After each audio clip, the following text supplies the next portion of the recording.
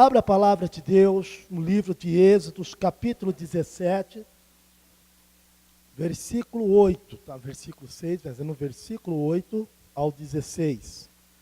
O tema dessa mensagem de hoje será: vencendo o adversário em circunstância desfavorável. Vencendo o adversário em circunstância desfavorável.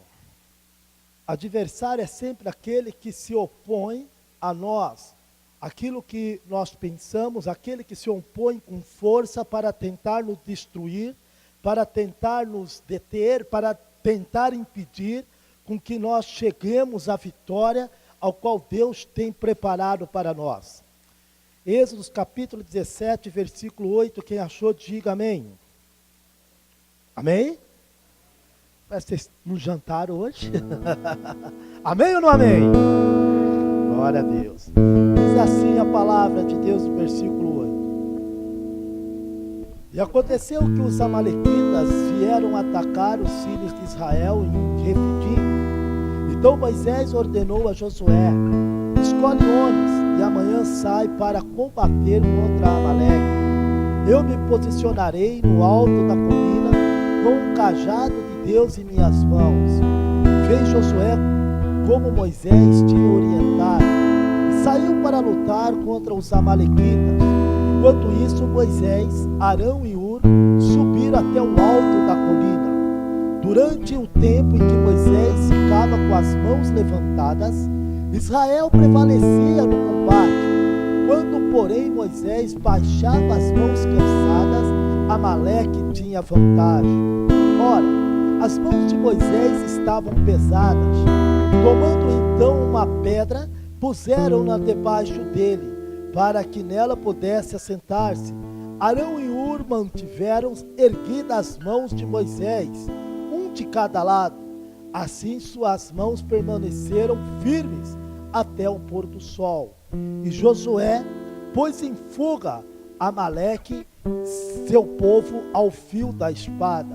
Então Yahvé ordenou a Moisés: escreve isto para memorial em livro e declara a Josué que hei de extinguir a memória dos amalequitas debaixo do céu. Depois Moisés construiu um altar e pôs o nome Adonai Nissi. O Eterno fez aqui um grande milagre, porque ele declarou: porquanto Deus levantou a sua bandeira de guerra e jurou sobre seu trono que o Eterno lutará contra os amalequitas de geração em geração. Amém? Queridos, quando nós olhamos para o livro de Êxodo, o livro de Êxodo significa saída do Egito, saída daquele meio que eles se tornaram escravos por 400 anos, eles foram escravizados ali. E agora então chegou a hora da libertação. O livro de Êxodo significa isso: saída, peregrinação. E é o que nós temos vivido nos últimos dias. Apesar de tantos anos se passarem, hoje também nós vivemos como peregrinos nessa terra. Vivemos como forasteiros, estamos fora da nossa pátria. Estamos cercados de inimigos. Mas eu quero te dizer que os nossos verdadeiros inimigos não é carne nem sangue, mas é potestade, principados e dominadores do mal. O nosso inimigo é espiritual, mas é lógico que para que ele possa se tornar real no mundo físico, ele precisa de usar pessoas físicas. Ele precisa usar as pessoas, mas as pessoas são apenas um instrumento. As pessoas são apenas como se fossem verdadeiros fantoches. E muitas vezes nós queremos guerrear contra as pessoas. Nós queremos combater as pessoas. Nós queremos destruir as pessoas. E a pergunta que eu faço: quantas pessoas já passaram pela tua vida? Tanto fazendo bem como lhe fazendo mal. Mas o fato é que sempre houve pessoas lhe fazendo feliz ou lhe entristecendo. Isso quer dizer que não é apenas as pessoas, porque se fosse aquelas pessoas que tivesse lhe feito mal, e elas hoje passaram pela tua vida, ela hoje não está mais na tua vida, então você não sofreria mais. Mas isso é uma mentira. Outras pessoas vêm na sua vida lhe causando tristeza ou lhe causando alegria. Mas veja então que o problema não é as pessoas. Quantos casamentos as pessoas falam, o melhor é o divórcio, então eu vou me divorciar para ser feliz. E as pessoas se divorciam, mas não encontram a felicidade. E então fala, vou me casar novamente. E por algum tempo aquilo lhe proporciona uma paz, uma felicidade. Mas logo vem de novo as tristezas. Porque o problema não são as pessoas, é aquilo que está por trás das pessoas. Bem ilustrado no Ministério Veredas Antigas pelo Craig Hill, quando ele fala que o exército americano estava em guerra com o exército inglês. E houve um momento que eles estavam ali para assinar um tratado de paz. E então o vendedor de arma, que não tinha o menor interesse naquela paz entre os americanos e os ingleses, acaba disparando um tiro e ferindo ali um líder americano, e a guerra começa tudo novamente. E um acusando, você atirou, você feriu o nosso tenente. Ele falou, não, eu não feri. E realmente nenhum dos dois tinha começado, mas era aquela terceira pessoa que não tinha o menor interesse na paz. E quantas vezes nós estamos desta forma? Quantas vezes nós forasteiros estamos cercados pelo inimigo e nós erramos o inimigo, começamos a guerrear com pessoas, quando na verdade a nossa luta não é contra carne nem sangue, mas contra principados, potestades e dominadores do mal. Vocês estão conseguindo me entender? É preciso nós termos essa consciência. E é interessante que nesse texto, eles tinham acabado de ser libertos do cativeiro. Eles tinham passado por aquilo que eles julgavam ser impossível. Eles tinham tido uma grande vitória. Eles tinham tido um grande triunfo. Eles passaram pelo Mar Vermelho, a terra a pé enxuto. E o exército de Faraó, que era outro inimigo que estava perseguindo, foram mortos ali no Mar Vermelho, enquanto eles passaram a pé enxuto. Veja, eles já tinham vencido o inimigo, eles já tinham vencido, porque por trás do Egito existia um principado, existia algo espiritual. O problema deles não era o Egito, não era a nação, não era o Faraó, mas era aquilo que estava por trás de Faraó. Êxodo fala de grande batalha espiritual, retratando de forma física. E assim a nossa vida, sempre depois de uma vitória, sempre depois de um triunfo, sempre depois de nós rompermos em alguma área, vem o deserto. E porque você está celebrando a vitória, você começa a relaxar, você já começa a não ter tanto cuidado, você já começa agora a ter a vida como um oba-oba, você agora já não rende-se ao Senhor, você já não busca mais, e aí as coisas começam a acontecer, e você começa a errar o alvo. Em 1 Pedro capítulo 5, versículo 8 diz, vigiai, seja sóbrio e vigiai, porque o vosso adversário anda ao teu derredor, buscando a quem possa tragar. Vigiai, fique esperto, porque nós estamos rodeados, o vosso adversário brada como leão. Queridos, nós estamos em guerra, é tempo de batalha, é tempo de guerra.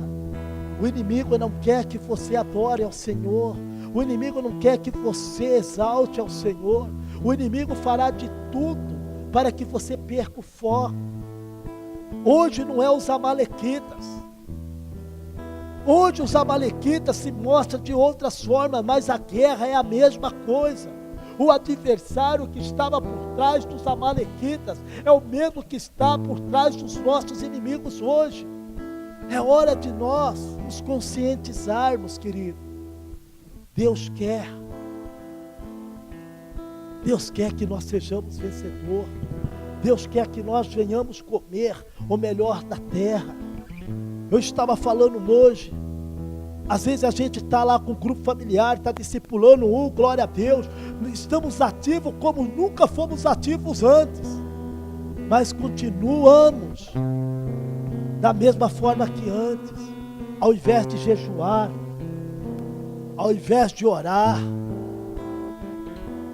ao invés de estar batalhando, começamos a fazer a obra de qualquer jeito.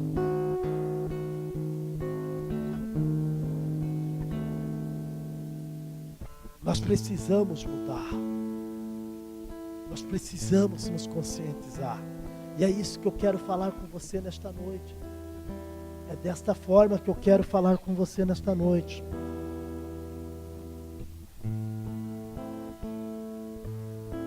Queridos, veja só o que diz a palavra de Deus. Eles estavam no deserto, eles estavam em Refidim. Refidim era um deserto, eles estavam caminhando para a terra prometida, eles tinham vencido ali Faraó, mas agora eles estavam indo para outro local, eles estavam indo para outro lugar, mas depois de uma vitória veio o deserto. E quando nós falamos em deserto, nós pensamos no quê? Em escassez, pensamos em prova, pensamos em tribulação. Logo nós falamos, estou passando por deserto, estou passando por uma prova, estou passando por uma tribulação, estou passando pelo fogo. Mas eu quero te dizer que deserto também é um lugar onde Deus fala com você. Que no deserto é onde Deus quer falar com você. Deserto é lugar de confronto. É onde nós estaremos frente a frente com o nosso inimigo. Mas eu quero te dizer que fora do deserto você ouve muitas vezes, muitas vozes das pessoas. Você ouve muitas vozes fora do deserto. Mas no deserto você vai ouvir apenas 3 vozes. 3 vozes ouviremos em meio ao deserto. A voz do inimigo, que vai tentar matar a tua identidade. A voz do inimigo que vai te amedrontar, que vai falar que você não vai vencer, que vai falar que você é um derrotado, que vai tirar o teu valor. A voz do inimigo. Eles ouviam Faraó atrás dele. E eles chegaram para Moisés e disseram: por que nos tiraram de lá para que morrêssemos aqui? Moisés vai então e clama ao Senhor. E Deus fala a Moisés: por que clama a mim? Diga a esse povo que marche. Diga a esse povo que caminhe. Diga para esse povo fazer a parte que lhe cabe. Diga a esse povo para parar de ter medo. E quando eles pisam, a palavra de Deus diz que sopra um vento muito forte do Oriente para o Ocidente. Isso significa de trás para frente. Muitas vezes as pessoas veem os filmes que Moisés pisa e aí o mar vai se abrindo. Não. Quando você estuda e você vê que sopra o vento, ele abre de trás para frente. Quando ele pisa, está tudo aberto. E ele vai caminhando. E Faraó vai atrás e começa a entrar atrás dele porque está tudo aberto. E aí a água vai fechando de frente para trás e matando os inimigos. E eles passam. E eles passam em terra seca, mas continuam no deserto. Eu quero te dizer que a forma ao qual você se comporta em meio ao deserto, que vai determinar se você se tornará um vencedor, ou se você vai morrer em meio ao deserto. Deserto não é para você morar, deserto é para você passar, e para sair desse deserto, ainda mais fortalecido e vencedor, da forma que Deus diz que você é. Se você crê isso, aplauda ao Senhor, porque Ele merece essa salva de palmas. Você é vencedor. Você é mais que vencedor. Quando Deus começa a agir na tua vida, ninguém poderá te resistir. Ninguém. Existe alguém que batalha por você. Estamos aqui a mãe do Roberto, Dona Lourdes. 14 filhos. 9 anos indo para a igreja, sozinha. Mas não desistiu. Sempre orando, Roberto longe, ela lá em Goiás, ele aqui, ela orando, determinando. E ela disse para mim: filho, só falta um que ainda não se converteu. E eu disse para ela: fique tranquila, os teus olhos não se fecharão antes de você ver a promessa de Deus cumprida. Porque essa mulher sabe quem é o verdadeiro adversário e sabe quem é que peleja por ela. Uma mulher que eu já passei a admirá-la antes de eu conhecê-la. Eu já falava isso para ele. E quando eu a conheci, eu chorando falei para ela: eu estava louco para te ver. Quantos anos minha mãe orou por mim. E quanto mais ela orava, pior eu ficava.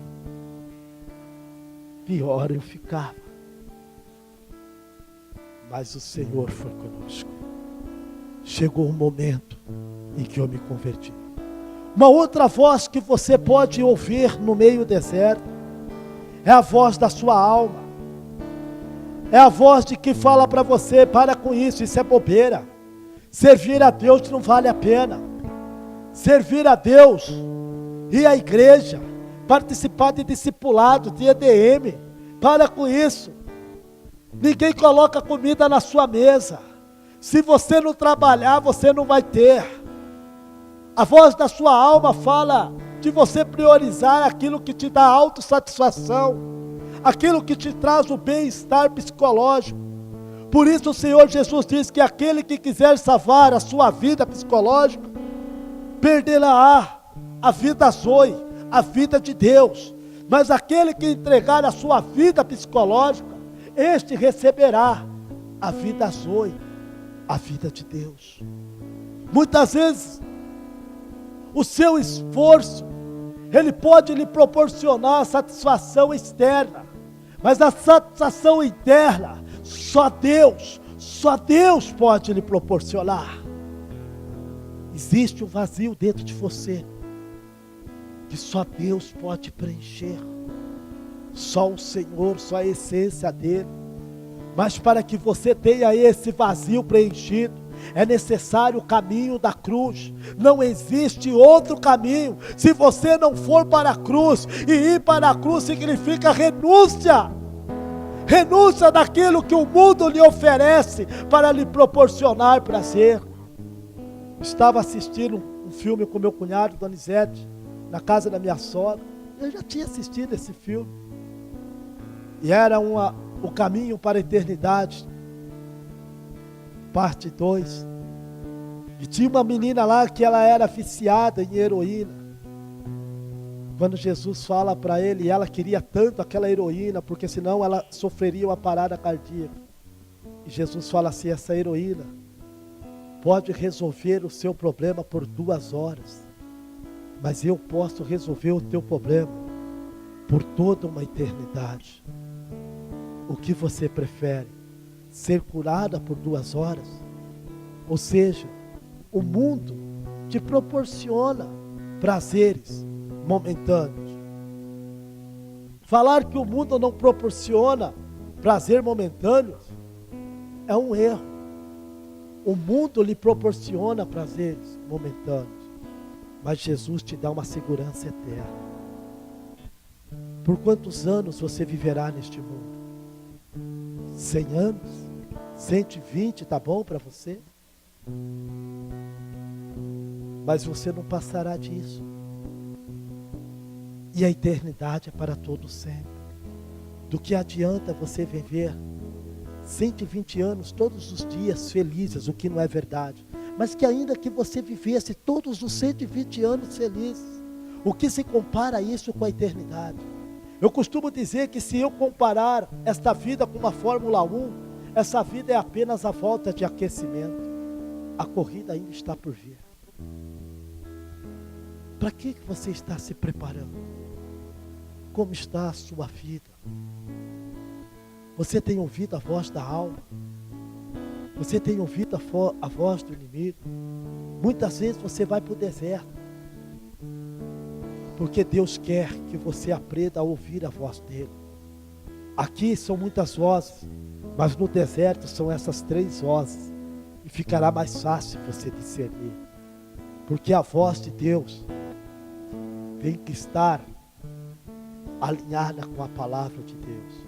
Se você quer aprender a ouvir a voz de Deus, aprenda o que está escrito na palavra. Tenha intimidade com a palavra. Então será tão fácil você discernir a voz de Deus.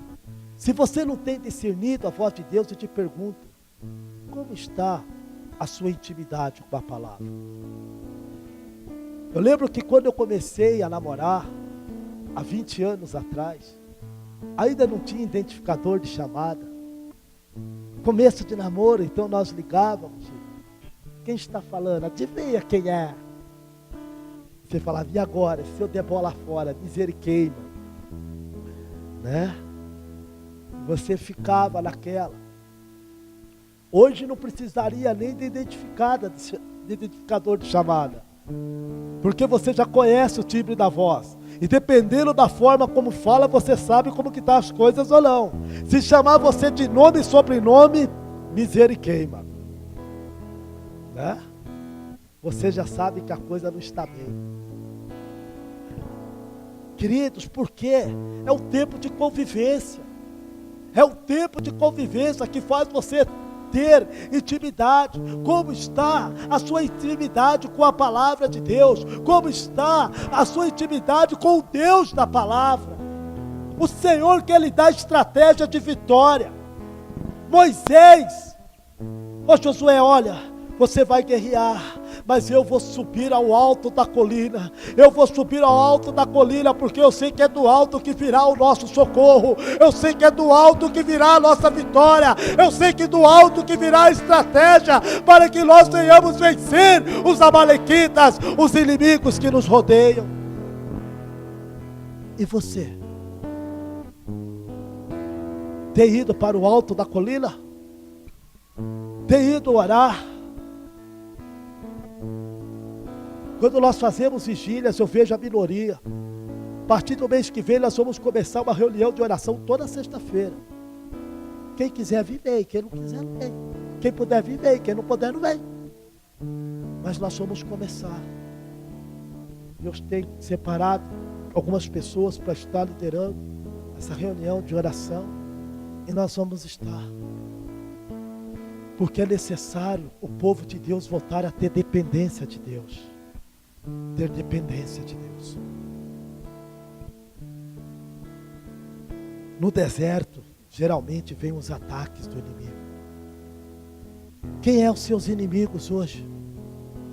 Não são os amalequitas, não são homens com armas de guerra, não são as armas naturais, mas quem é? Muitas vezes quando você está na situação boa, o que não falta é pessoas bater no seu ombro e falar, eu estou contigo. O que não falta é pessoas te convidar. O que não falta é pessoas estar junto com você para comer os churrasquinhos da vida.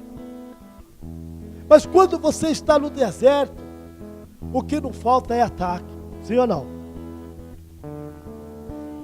Quem são esses inimigos? São as críticas. As críticas de pessoas que você esperava apoio. A crítica dos seus familiares, até mesmo do seu cônjuge, até mesmo dos seus pais, até mesmo dos seus filhos. A crítica. Quando você está no deserto, logo vem um abençoado e fala, olha irmão, você está em pecado. Quando você está no deserto, o que não falta é crítica, justamente daquelas pessoas que você esperava que fosse lhe apoiar, que fosse lhe dar uma palavra encorajadora, que fosse lhe dar uma palavra de incentivo, que até te corrigisse, mas sem te diminuir, Eu tenho certeza que todos nós já passamos por esses momentos. Crítica de pessoas que você esperava. Esses são os amalequitas dos dias de hoje. Esses são os teus inimigos que te rodeiam. Quando você está em meio ao deserto. A calúnia e a difamação, buscando matar a sua identidade. Pessoas te caluniam. Pessoas dizem que você é o que você não é. Pessoas dizem que você está fazendo o que você nunca fez. Pessoas distorcem. Pessoas tiram a sua identidade. Pessoas matam o seu eu. Pessoas matam a sua vida. Roubam o seu prazer. Quantas pessoas levantam calúnias, levantam mentiras. Quantas pessoas dizem coisas que você não falou. Quantas pessoas distorcem as coisas que você falou. Quantos problemas você já entrou de graça, de bobeira. Quantos problemas, quantas enrascadas, quantos problemas você se viu no meio de coisas que você não era para estar, porque pessoas caluniaram você, porque você abriu com pessoas que não era para se abrir, porque você falou com pessoas que não era para você falar, e hoje você se vê muitas vezes prejudicados, no meio do deserto, você sofre os ataques. Outro inimigo que você enfrenta no deserto é o medo da morte. A palavra morte significa separação, falência, ruína. O medo da morte financeira. No deserto, Satanás começa a falar: você vai falir, você não vai ter o que comer, você vai ser despejado, você vai estar sem emprego, você vai estar na ruína. E no meio do deserto vem este medo. O medo da morte financeira, o medo da morte do casamento, o medo da separação, levando pessoas a arderem de ciúmes, a não ter segurança, a cobrar das pessoas mais do que elas podem dar, a cobrar das pessoas o que elas não são. No meio do deserto, o inimigo, ele se apresenta dessa forma. O medo da saúde. Vem o diagnóstico médico e você então pensa já que aquela... Hoje eu estava vindo para cá, e aí esperando esse dia, eu estava lá passando uma entrevista com o Oscar Schmidt, grande ídolo da nação brasileira do basquetebol. E ele já tirou 2 tumores da cabeça. E ele todo alegre. E ele falava: Faustão, a vida de um atleta é assim, você perde hoje, você ganha amanhã. Até agora eu estou ganhando. Eu sei que um dia eu vou morrer, provavelmente dessa doença. Mas enquanto eu conseguir vencê-la, eu estou celebrando a vida. Falei: caramba, um ímpio falando isso. Um ímpio falando isso, falou assim: quando foi diagnosticado a última vez um tumor, e o cara falou assim: é pequenininho, é apenas uma pontinha, e qual é a chance de ser maligno? Ele falou assim: 40%, 50%. Ele olhou para o médico e falou: você é mentiroso, você já sabe que é maligno, tira logo isso. Mas uma pessoa que celebra a vida, a palavra de Deus diz assim, que o perfeito amor lança fora todo o medo. Se você tem medo demasiado dessas coisas, o medo é a ausência da presença manifesta de Deus. A porta do medo foi aberta lá no Éden. Quando Adão pecou, ele não tinha medo até então. Ele cuidava daquele jardim sozinho, que segundo os historiadores, por conta de cortar 4 rios, medindo a área geográfica era do tamanho do estado de Minas Gerais. E ali então Adão cuidava sozinho e ele não tinha medo. Mas quando ele peca, ele logo se esconde. E quando Deus chama Adão, ele diz: ao ouvir a tua voz eu tive medo e me escondi. A primeira vez que aparece a palavra medo é com um pecado. E essa é a estratégia do inimigo até o dia de hoje. Porque ao invés de você, quando peca, se arrepender, procurar o seu líder, confessar o seu pecado, se arrepender do seu pecado, você se esconde, você foge, você vai para lugares que ninguém te conhece, para que ninguém veja o teu pecado, o medo de ser confrontado. Mas eu quero te dizer, aí Deus te manda para o deserto, porque no deserto é lugar de confronto. E quando Deus te manda para o deserto, louvado seja Deus, que é para tratar com você. Mas quando você vai para o deserto, se não houver o arrependimento, infelizmente o deserto deixará de ser um lugar de passagem para ser um lugar de morte. Mas nesta noite, o Senhor quer tirar as escamas dos nossos olhos, porque Ele quer fazer de mim e de você um povo vitorioso, uma igreja sem mancha e sem ruga, aquela que o Senhor virá buscar, aquela que será arrebatada. O Senhor tem nos falado, tem nos alertado. Esses são os inimigos dos dias de hoje. Estes são os amalequitas dos dias de hoje. Talvez você se encontre em meio ao deserto. Talvez você se encontre sitiado, rodeado por esses inimigos. Mas eu quero te dar a receita da vitória. Amém, queridos? Amém ou não amém? Quantos querem a receita da vitória? Quantos querem passar pelo deserto de forma vencedor? Então agora vem o segredo. Outro inimigo é o complexo de inferioridade e a baixa estima. O inimigo faz você se sentir como gafanhoto diante de gigantes. Você sempre é o coitadinho. Você sempre se vê, céus, vida, ninguém me ama. Dentro de casa parece que os pais fazem preferência de filho, porque você é a vítima. Você é o coitadinho. No emprego você é o coitadinho. Na igreja você é o coitadinho. Sempre você é o coitadinho. Queridos, isso é um complexo de inferioridade. Talvez pela demora de sucesso em alguma área, você está com uma baixa estima, você acha-se incapaz de vencer. E o inimigo aí usa das pessoas à sua volta para afirmar isso. Mas eu quero te dizer que Deus quer mudar o quadro da tua história. Deus quer te fazer vencedor, porque Ele te vê mais que vencedor. Ele quer te dar as vitórias. Ele quer que você vença, Ele quer que você rompa. Esse é o desejo de Deus para as nossas vidas. Ele quer mudar essa história. Mas de que forma?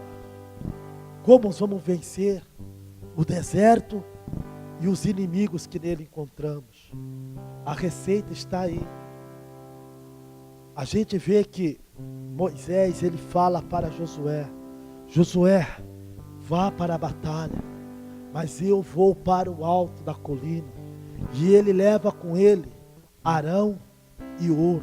Se você olhar para o texto que nós lemos, você vai ver isso. Eu desafio você. Então a primeira coisa que Moisés fez, Moisés sabia que a briga contra os inimigos não se daria na força física, mas era no alto da colina que Deus daria a estratégia de como ele agir. Se você ler Deuteronômio capítulo 20, você vai ver lá alguns quesitos necessários para você ser um vencedor. Anote aí que eu não coloquei, Deuteronômio capítulo 20. Ali está ensinando como um homem e uma mulher de Deus deve comportar-se no dia a dia. Porque a falta desse comportamento, a falta de vocês buscar se encher de Deus, você vai entrar sozinho numa guerra, então você realmente vai levar chumbo. Você precisa de Deus. E quando eu falo de você entrar em guerra, eu não estou falando de você se tornar ativo, não. A partir do momento que você se decide por Jesus, você está em guerra. E se você não faz aquilo que o general diz para você fazer, então na verdade você não faz parte do exército desse general. Você é tido como um espião. Quando tudo ia bem para Abraão, ele dizia: o que é que está de errado comigo? O que é que está de errado? Nós estamos em guerra. A primeira coisa que, para você vencer o inimigo, é você buscar ao Senhor. Moisés foi em busca de ter o seu TSD, seu tempo sozinho com Deus. Ele subiu no alto da colina, e ele ali começou a se render a Deus, porque as mãos levantadas significa justamente redenção. Por isso que no louvor você levanta a mão. Você está falando: Deus, eu não resisto, eu não me oponho àquilo que o Senhor tem para me falar e para mudar em minha vida. Isso é levantar as mãos. Moisés foi em busca desse TSD no alto do monte. Pois aprenda uma coisa: oração é dependência total de Deus.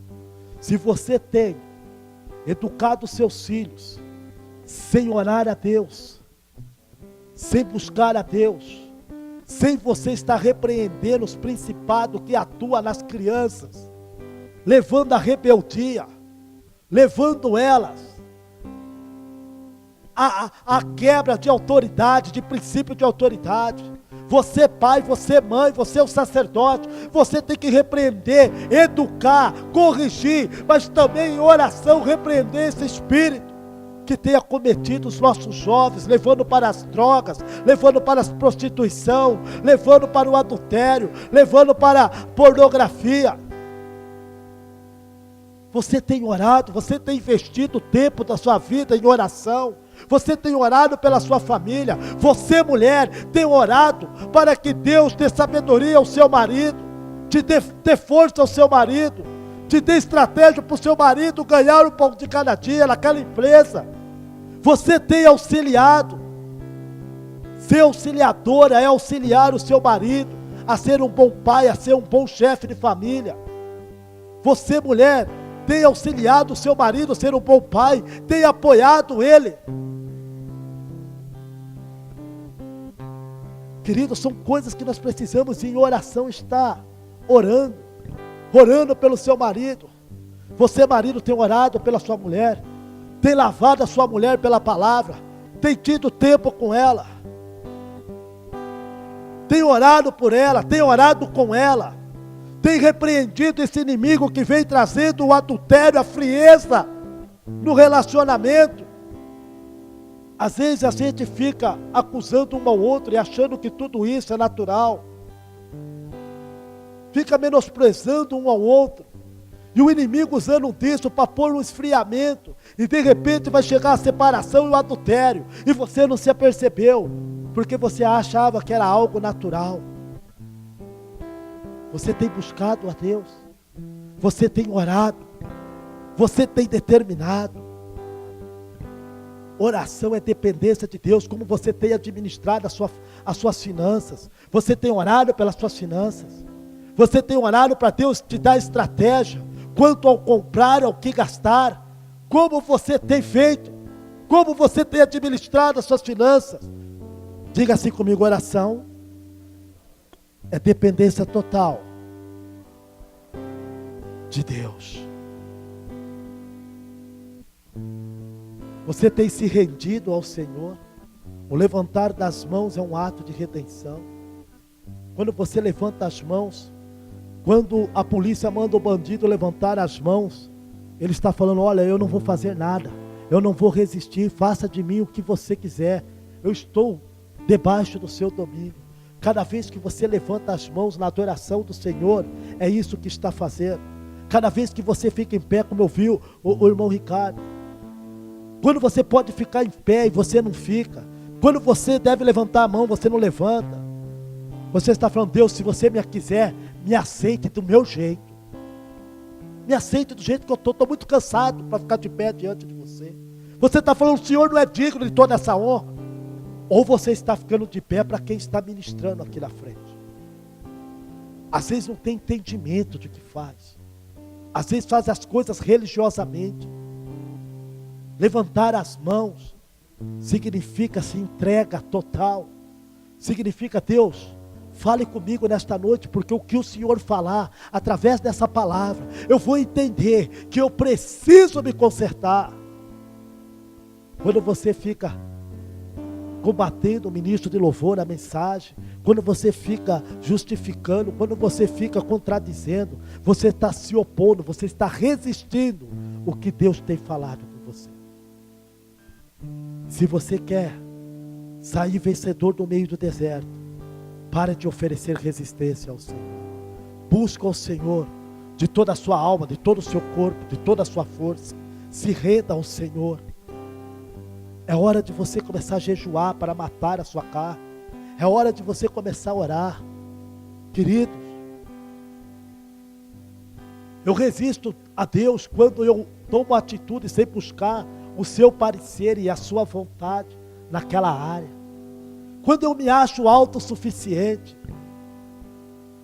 Há muitas situações, queridos, que a pressão da vida e que o calor da batalha vai fazer com que nós nos enfraqueçamos. É por isso que você muitas vezes tem que buscar a ajuda de outros. Buscar a ajuda dos líderes que Deus estabeleceu sobre a nossa vida. Queridos, Arão era um sumo sacerdote. Mas Ur, quem era Ur? Diga assim, um desconhecido. Talvez como eu e você. Mas Deus não faz acepção de pessoas.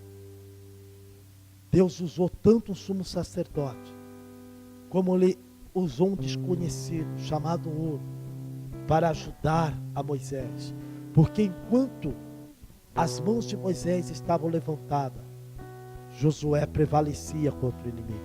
Enquanto Moisés se mantinha em redenção ao Senhor Jesus, então a nação prevalecia contra o inimigo.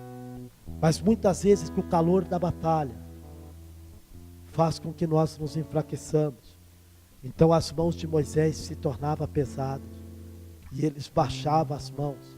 E quando eles baixavam as mãos, então a nação de Israel perdia. Foi nessa hora então que entra a questão do discipulado. Foi nessa hora então que Moisés busca ajuda de Ur e de Arão. E eles então ajudam a Moisés, pegam uma pedra para que Moisés sente, porque ele estava cansado da batalha. Muitas vezes nós estamos cansados de pelejar sozinho, e aí precisa humildade para buscar ajuda, e aí precisa humildade para buscar o discipulado, para buscar a orientação, para buscar a orientação de um líder, de um discipulador. Mas muitas vezes nós não queremos isso, de um pastor, de um professor. Ur era um desconhecido, porém com princípios divinos. E é isso que muitas vezes sustenta a sua vida. É quando você, por isso que a Bíblia fala, Jesus mandava ir de 2 em 2, nunca caminhar sozinho. Por isso que Paulo discipulava Timóteo, Moisés discipulava Josué. O discipulado é uma estratégia bíblica. Aonde nós oramos um pelo outro, aonde nós incentivamos, aonde nós encorajamos, aonde nós sustentamos a pessoa quando ela está cansada em meio à batalha. É essa a estratégia que Deus tem nos dado. É dessa forma que você vai passar. É dessa forma que você vai passar pelo deserto de forma vencedora. É dessa forma que você vai vencer o inimigo. Eu quero te dizer, querido, o Senhor te ama. E tudo que Deus quer é que você seja vitorioso. Quero chamar os músicos aqui à frente. Deus quer te fazer, Deus quer restaurar a sua vida, Deus quer restaurar o seu casamento, Deus quer restaurar a sua finança. Deus quer restaurar o seu convívio familiar. Deus quer fazer com que você consiga perdoar, a liberar perdão, a receber o perdão de Deus. Mas para isso você tem que parar de resistir ao Senhor. Para isso você tem que buscar o Senhor. Para isso você tem que valorizar a presença de Deus. Para isso você tem que saber que aqui está o segredo da vitória. O que Deus tem para ti é o de melhor. Ele fala: se creres, comerás o melhor desta terra. Se você crer, você comerá o melhor. Mas nem sempre o melhor dessa terra é o que você deseja, mas aquilo que é necessário. Deus quer fazer uma grande obra na tua vida. Eu não sei como é que está a sua vida. Talvez você esteja passando por esse deserto. Talvez você esteja os seus amalequitas que estão à sua volta. Talvez você esteja aí guerreando contra eles. Mas eu quero orar por você. Eu quero lhe ajudar. Eu quero lhe ajudar a manter as suas mãos levantadas. Mas para isso precisa o querer de você. Precisa da tua busca. Como está a sua vida? Você sabe qual é a área que você está precisando.